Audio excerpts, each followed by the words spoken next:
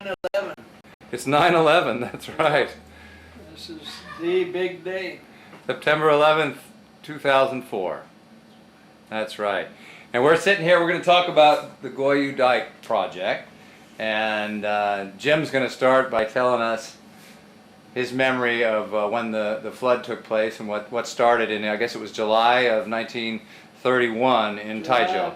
July of 1931, that's correct. And we used to walk the city wall around Taijo, which was about 100 feet high and had a nice broad road around it. And we tended to walk this any good day. And on the day after the big typhoon, we walked, and as far as we could see to the horizon was muddy water and an occasional rooftop sticking up and an occasional tree sticking up. And we were amazed at this because normally this was farming land all around us. And the older people in town said not to worry, that in a few days to a week this will go down, that this had happened before. And in 2 weeks it had not gone down. And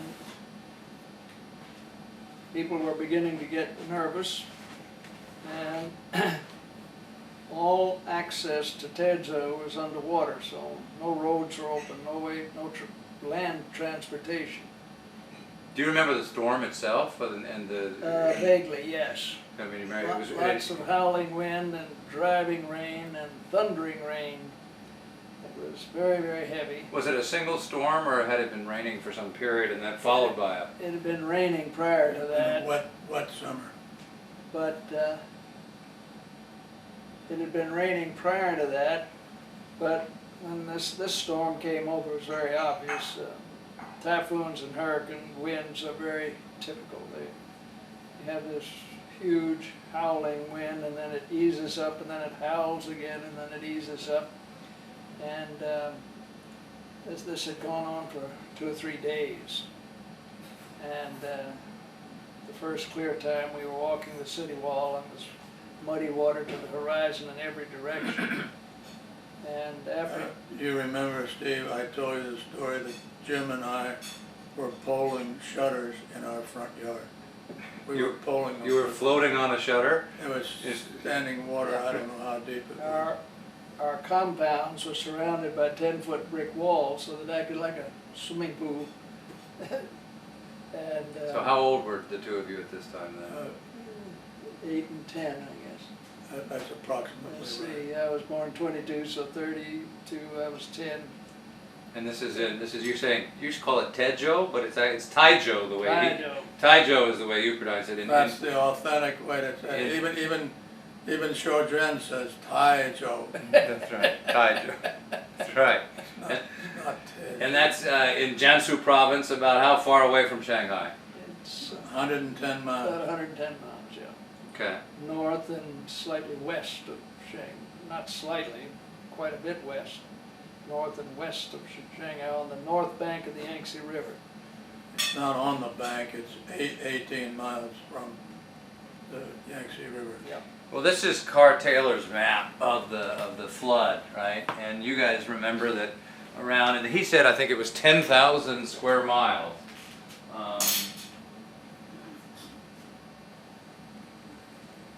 Where's the fruit? It's coming. It's coming. The fruit will be right here. All right, please bring the fruit. He's got Taijo here, but the water came around us, surrounded Where did you have Taijo? Here. He's showing this is the flood area, and Taijo is sitting out here, but we were completely surrounded by it. Turn it around. Oh my goodness, we're There we going to go. have a regular high tea. That's right. We're having Chinese tea as part of this. Good. That's right. So you thought the entire city was, so was that the flood originally? This map was drawn, I think, in the late September, so probably 4 to 6 weeks later, Yeah, after some of the water receded. right. So Yes, it's that's likely to be very correct. like that. At the height of the flood, we were surrounded. And So Dad got on his houseboat and sailed across country up to Goyu. And when do you think this was? How long after, if we believe the actual flood was August the 15th? Well, How long, I think this was 2 or 3 weeks, because the older Chinese said it'll go down, and it didn't. And that's when Dad decided to go out and find out what was going on. So I would say about 2 to 3 weeks after the storm, he sailed up to Goyu and saw this huge rushing Well, that's whitewater. delicious cantaloupe. So you think Kurt Taylor writes the story here in September 29th, he writes a story that he's rocking in the boat. Is it possible that this story that he wrote, that he was with Lit?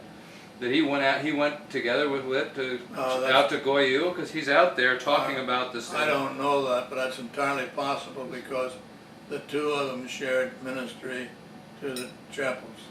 Right. Cart Taylor and Dad shared the ministry. Yeah, he says, I'm rocking on the waves. Our native boat, 50 foot long, is bobbing and plunging against the swells and the crashing waves. That's our houseboat.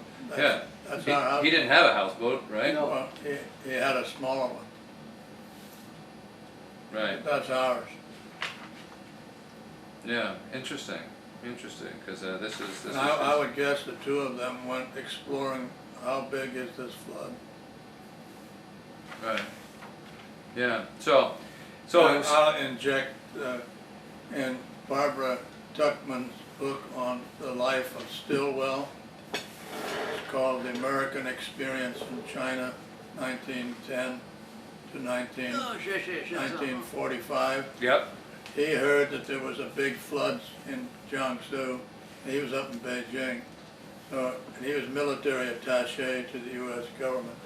So he went south on the railroad to hunt for the flood. And he found the flood. And he got to the edge of where the water was. And he said, this is a mighty quote. He says, I think I'm looking at the biggest flood in the history of man. Really? That's what he said. That's what Stilwell said? Yeah. Wow. He may have said since Noah. Everything is very biblical. Right. But he said, I think it's the biggest flood in history. Right.